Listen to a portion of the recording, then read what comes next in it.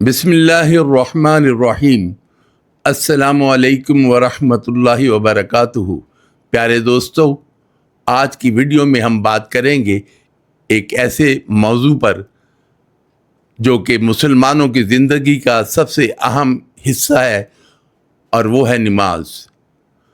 हम सब जानते हैं कि नमाज इस्लाम का दूसरा रुकन है, लेकिन क्या हम वाकई इसकी अहमियत जानते हैं?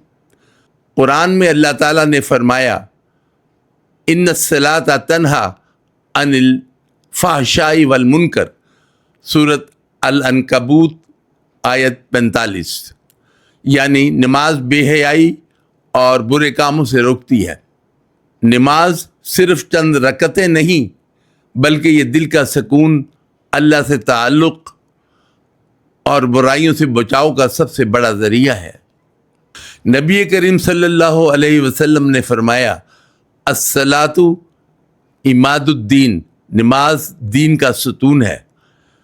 जैसे इमारत सतून के बगैर कायम नहीं रह सकती, इसी तरह ईमान नमाज के बगैर कमज़ोर हो जाता है। नमाज हमें वक्त की पाबंदी सिखाती है, यह हमें रूहानी सुकून देती है।